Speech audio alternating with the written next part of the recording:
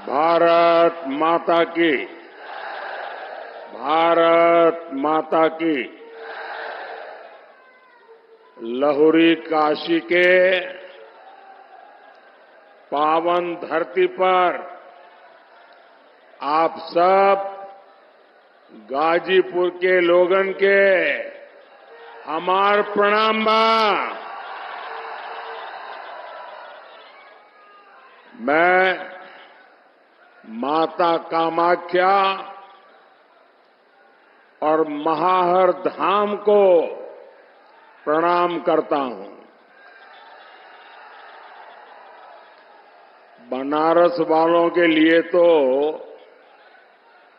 गाजीपुर आना ऐसा ही है जैसे बगल के मोहल्ले में आ गए। बनारस वाले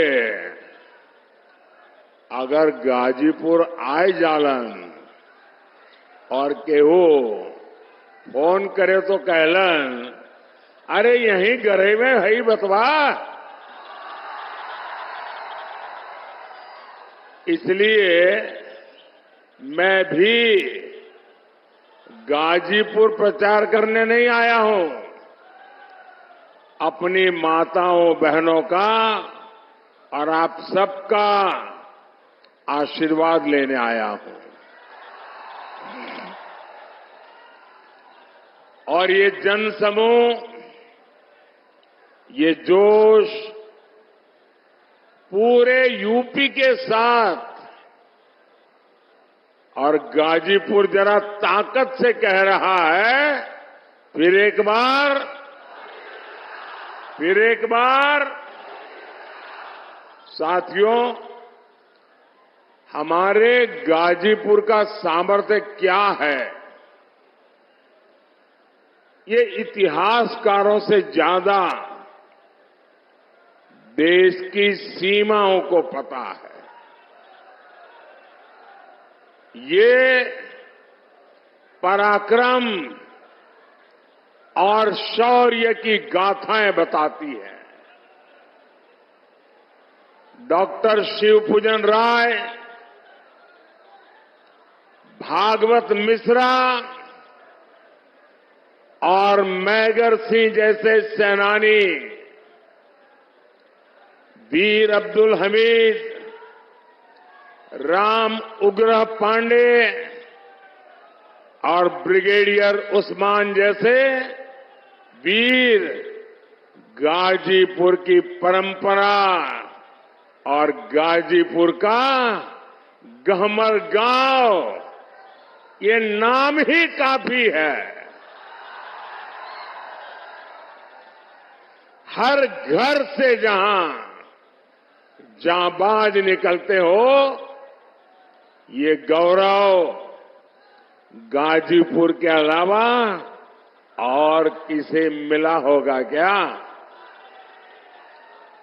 पूरा देश इस मिट्टी का ऋणी है।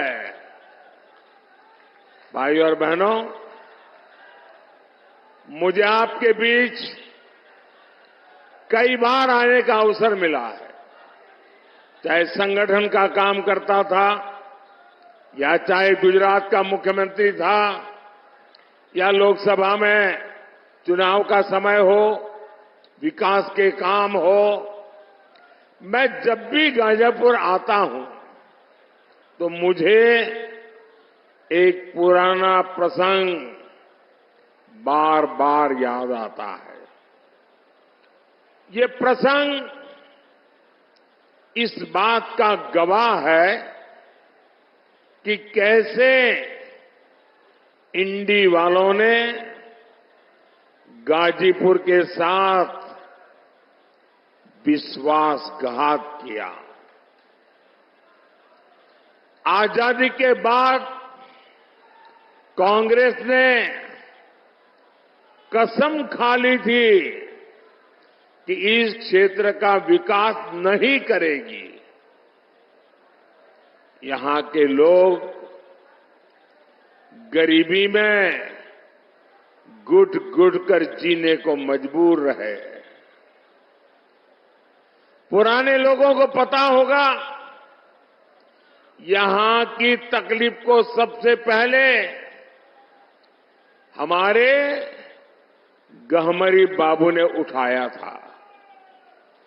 उन्होंने पार्लियामेंट में नेहरू जी को यहां की स्थिति बताई और आंख में आंसू के साथ बाबूजी ने कहा कि कैसे यहां के लोग जानवरों के गोबर से गेहूं बीन करके खाते थे, लेकिन कांग्रेस पार्टी ने क्या किया, उसमें भी राजनैतिक मौके तलाश लिए, सियासी ड्रामे हुए, लोगों की आंख में धूल झोंकने के लिए पटेल आयोग बना, रिपोर्ट आई, फिर फाइल धूल फांकने के लिए छोड़ दी गई। साथियों, आज मुझे कितना संतोष होता है कि हमारी सरकार हर गरीब को मुफ्त राशन दे रही है। कोरोना के इतने बड़े संकट में भी सरकार ने गरीब को भूखे नहीं सोने दिया, गरीब के घर का चूल्हा बुझने नहीं दिया। मुफ्त राशन की योजना पर आज मोदी लाखों करोड़ रुपए खर्च कर रहा है। किसके लिए? ताकि आज फिर किसी गरीब को वो परेशानी ना उठानी पड़े जो उसने कांग्रेस सपा के राज में उठाई है। साथियों, इंडी गठबंधन वालों को कभी भी आपकी परवाह नहीं होगी। आप याद करिए, कांग्रेस कैसे सरकारें चलाती थी। ताड़ी घाट पुल का शिलान्यास हमारी बाबू ने करवाया था। उसके बाद 6 दशक तक ये काम लटका रहा। इंडी पार्टियों की कितनी सरकारें आई, सरकारें आई और चली गई, लेकिन पुल नहीं बना। पुल तब बना जब आपने मोदी को आपकी सेवा का अवसर दिया।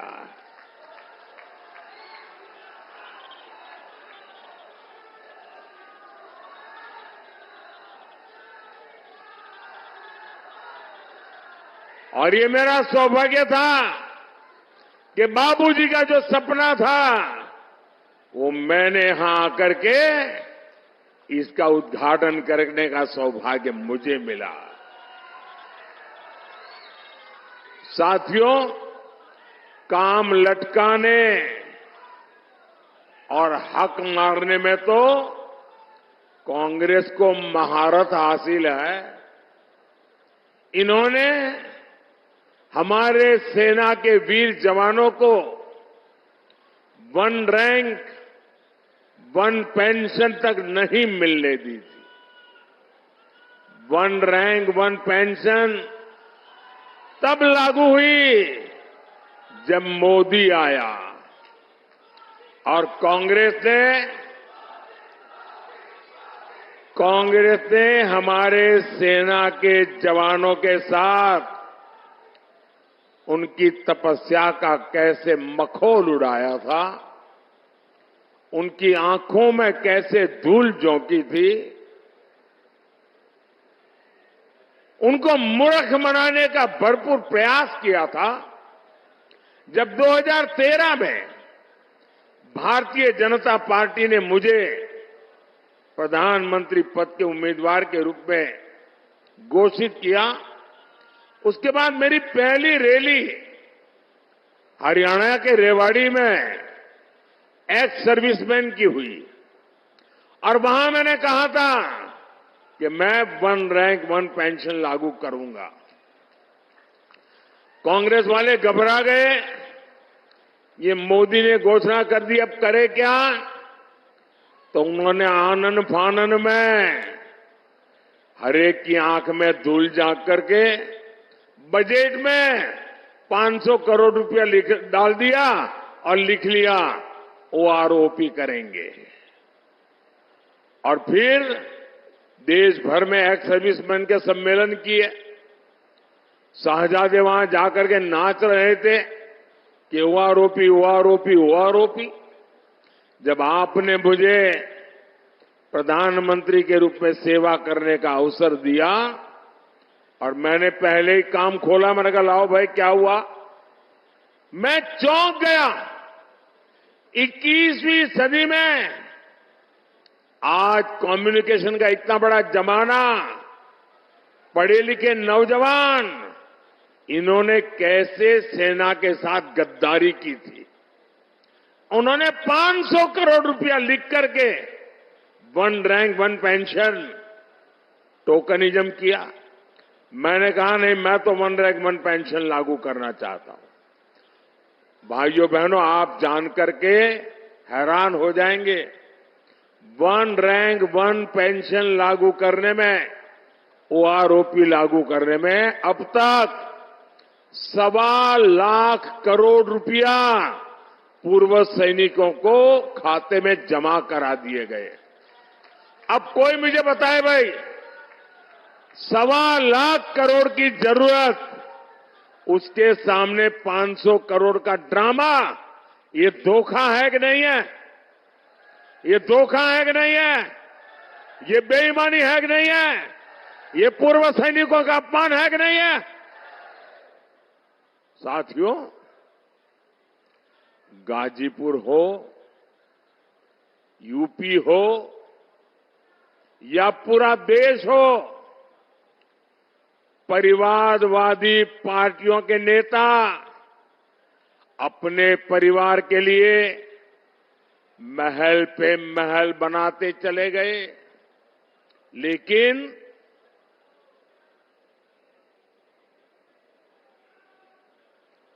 गांव, गरीब, किसान, मजदूर, दलित, वंचित, वो जीवन की छोटी छोटी जरूरतों के लिए जूझते रहे।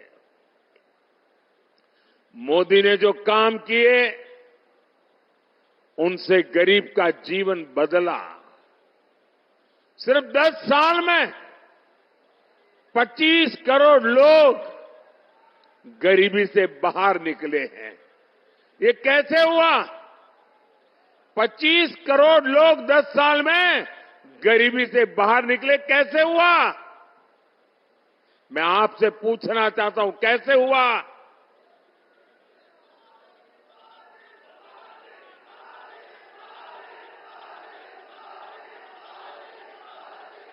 कैसे हुआ? कैसे हुआ?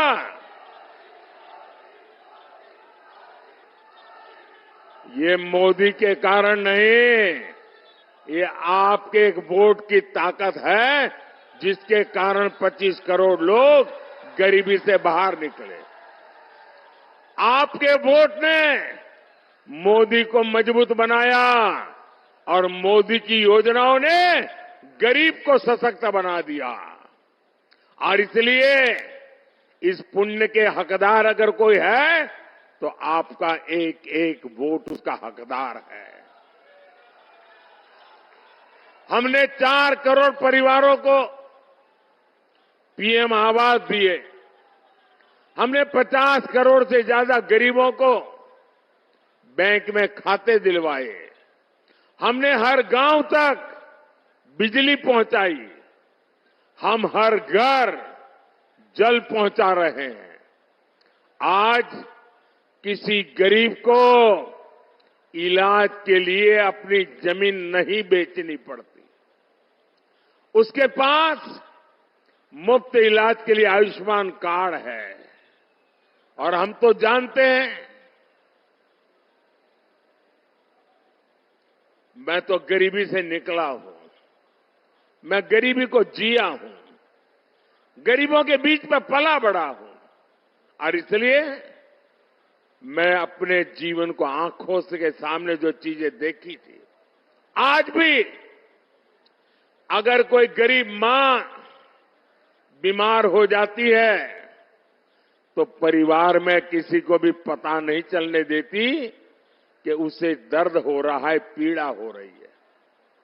वो मां दिन भर काम करती रहती है, पीड़ा सहती रहती है, परिवार में बच्चों को पता नहीं चलने देती कि मुझे इतनी बड़ी पीड़ा होती है, क्योंकि मां के मन में एक भाव रहता है कि अगर परिवार में पता चलेगा बच्चों को कि मैं बीमार हूं तो बच्चे मुझे अस्पताल ले जाएंगे, अस्पताल में भारी भरकम खर्चा हो जाएगा, बच्चों के माथे पर कर्ज आ जाएगा, तो मां सोचती है कि मुझे बच्चों को कर्ज में नहीं डूबने देना, मैं पीड़ा सहन करती रहूंगी और जब ईश्वर बुला लेगा तब चली जाऊंगी। ये मेरे देश की कोटि कोटि माताएं बीमारी सहती रही, लेकिन अगर मेरी माताओं को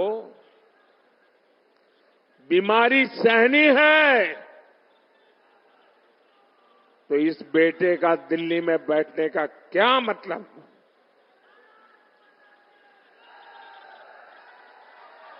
और इसलिए आपके इस बेटे ने तय किया कि अब गरीब को बीमारी में इलाज की जिम्मेदारी मोदी उठाएगा। आज आयुष्मान योजना करोड़ों परिवारों को मुसीबत में अनेक प्रकार की सुविधाएं देता है। और भाइयों बहनों, मैंने एक और गारंटी लेकर के आया हूं। अब मैंने तय किया है कि आपके परिवार में जो 70 साल से ऊपर की आयु के बुजुर्ग हैं, और आजकल हर परिवार में पिता, माता, दादा, दादी, नाना, नानी, काका, काकी ऐसे बुजुर्ग होते ही होते हैं, और 70 साल के बाद एक आध बीमारी तो आ ही जाती है, दवाई का खर्चा भी हो जाता है। और जो बेटा बेटी कमाते हैं उनके सामने एक तरफ खुद के बच्चों को आगे बढ़ाने का काम रहता है, रोजमर्रा की जिंदगी चलानी होती है, और ऊपर से अपने परिवार के बुजुर्गों को संभालना होता है। लेकिन बीमारी आ जाए तो पूरा ध्यान बीमारी में लग जाता है, और जो कमाने वाले बेटे बेटी हैं उन पर बहुत बोझ पड़ जाता है। तो मोदी ने गारंटी दी है, अब किसी कमाने वाले बेटे बेटी पर ये बोझ मैं नहीं पड़ने दूंगा। आपके परिवार के 70 साल से ऊपर के लोगों का बीमारी में इलाज, इसकी जिम्मेवारी अब मोदी उठाएगा।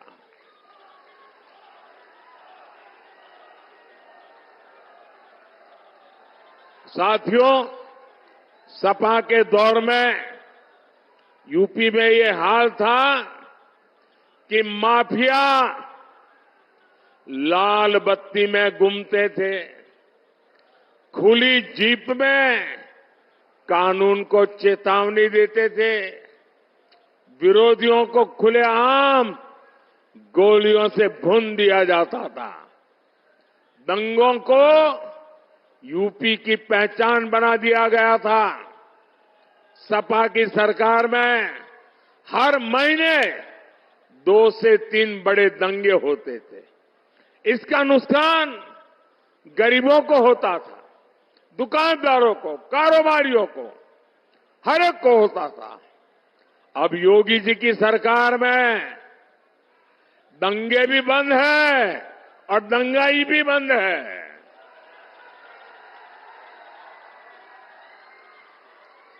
साथियों, वोट के लिए, सत्ता के लिए सपा कांग्रेस वाले कुछ भी कर सकते हैं।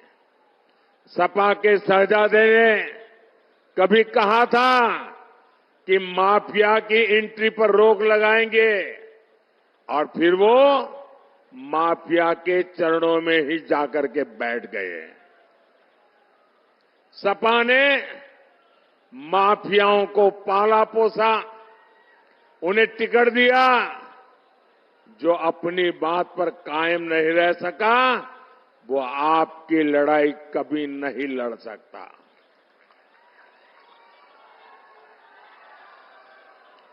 साथियों, इंडी गठबंधन में जितनी पार्टियां हैं,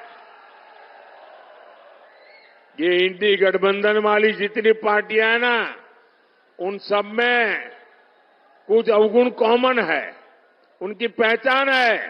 एक, इंडी गठबंधन वाली सभी पार्टियां गौर सांप्रदायिक है। दूसरा, वे गौर जातिवादी है। तीसरा, वे गौर परिवारवादी है। इन लोगों ने हमेशा देश में दलितों, पिछड़ों को आगे बढ़ने से रोका। आप याद करिए, देश में बाबा साहब अंबेडकर का अपमान किसने किया था? उन्हें षड्यंत्र करके चुनाव किसने हराया था? कांग्रेस पार्टी ने। बाबा साहब को भारत रत्न किसने नहीं मिलने दिया? कांग्रेस पार्टी ने। इन लोगों ने एक दलित के बेटे रामनाथ कोविंद को भी अपमान किया। एक आदिवासी महिला को राष्ट्रपति चुनाव हराने के लिए पूरा इंडी गठबंधन इकट्ठा हो गया। और यही वो लोग हैं जिन्होंने राजा सोहेलदेव जैसे महान वीर का कभी सम्मान नहीं होने दिया। बीजेपी ने उनकी स्मृति में डाक टिकट जारी की। आज उनके नाम पर ट्रेन चल रही है। साथियों, अब इंडी गठबंधन वाले दलितों, पिछड़ों का आरक्षण लूटने में लगे हैं। ये लोग दलितों, पिछड़ों का आरक्षण बंद करके उसे धर्म के आधार पर देने की साजिश कर रहे हैं। ये लोग पासी, जाटव, लोनिया, कुर्मी, यादव, बिंद, निषाद, कुर्मी, पटेल जैसी अनेक जातियों का सबका आरक्षण छीनने के लिए उन्होंने प्लान किया हुआ है और कर्नाटका में लागू किया। कर्नाटका में उन्होंने रातों रात मुसलमानों को ओबीसी बना दिया और ओबीसी का सारा आरक्षण छीन लिया। अब बंगाल में तो इनका बहुत बड़ा षड्यंत्र खुला है। 2 दिन पहले कलकत्ता हाईकोर्ट ने पर्दा उठाया। वहां क्या खेल चल रहा था?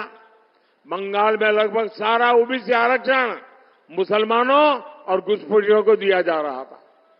ये कांग्रेस, सपा, टीएमसी के गठबंधन साथी ये सब एससी, एसटी, ओबीसी आरक्षण की इस लूट में एक साथ खड़े हैं।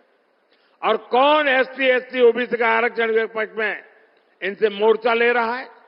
इनके सामने आज सीना तान के कौन लड़ाई लड़ रहा है? ये मोदी लड़ाई लड़ रहा है। और मैं आपको गारंटी देता हूं, जब तक मोदी जिंदा है, जब तक मोदी जिंदा है, एससी, एसटी, ओबीसी का आरक्षण मैं किसी हालत में उनको छीनने नहीं दूंगा। मैं धर्म के आधार पर खेल खेलने नहीं दूंगा। वंचितों का जो अधिकार है, वंचितों का जो अधिकार है, मोदी उसका चौकीदार है। साथियों, इंडी गठबंधन तुष्टीकरण की सनक में हर हद पार कर रहा है। ये लोग राम मंदिर का अपमान कर रहे हैं। सपा के नेता राम मंदिर को बेकार और पाखंड बताते हैं। कांग्रेस के शहजादे वो तो राम मंदिर पर ताला लगवाने का प्लान बना रहे हैं। इतना ही नहीं, इंडी गठबंधन वालों ने एक और ऐलान किया है। ये कह रहे हैं कि कश्मीर में आर्टिकल 370, धारा 370 फिर से वापस लाएंगे। यानी कांग्रेस फिर से कश्मीर को आतंकवाद की आग में झोंकेगी। कांग्रेस फिर से पाकिस्तान के हौसले बुलंद करेगी। ये फिर से हमारे सैनिकों का खून बहाना चाहते हैं। गाजीपुर की जनता ये होने नहीं देगी, मुझे पूरा भरोसा है। गाजीपुर लोगों को तो गर्व है कि आज जिस चीज का जम्मू कश्मीर की दुनिया में चर्चा हो रही है, वहां के चुनावों की चर्चा हो रही है, बढ़ चढ़ करके आज जम्मू कश्मीर का जो मतदान हो रहा है उसका गौरवगान हो रहा है, तो गाजीपुर के हर व्यक्ति को गर्व होता है कि गाजीपुर का बेटा आज जम्मू कश्मीर की कमान संभाल रहा है।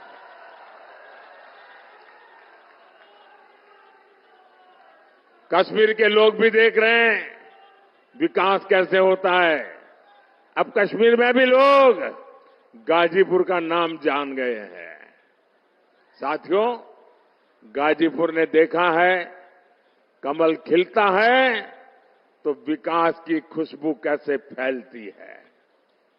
अब गाजीपुर में हर कोई कह रहा है काम तो बहुत भइल बा, अब कमवा दिखाई पड़त बा। सम्मान चाहिए कि माफिया के धौंस चाहिए।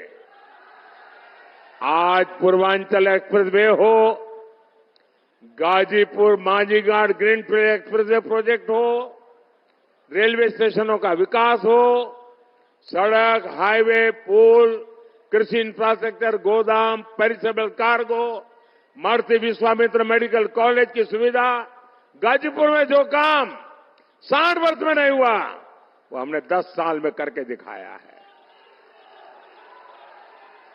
साथियों, मुझे विकसित भारत के संकल्प के लिए गाजीपुर का भरपूर मार्गदर्शन समर्थन चाहिए। 400 पार में मुझे एक कमल गाजीपुर का चाहिए। मां भारती के चरणों में गाजीपुर का कमल भी चढ़ना चाहिए। चढ़ेगा? पक्का चढ़ेगा? 1 जून को भाई पारसनाथ राय जी को आप भारी बहुमत से जिताए और उन कमल के निशान पर दिया हुआ हर वोट मोदी के खाते में जाएगा।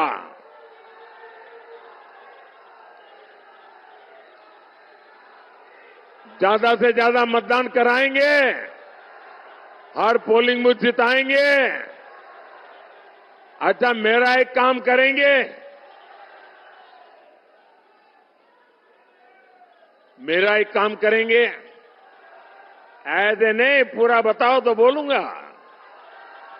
मेरा एक काम करेंगे, ये चुनाव का काम नहीं है, ये पारसनाथ जी का काम नहीं है, ये बीजेपी का काम नहीं है, मेरा अपना काम है। बोलो करोगे? हाथ ऊपर करके बताओ करोगे?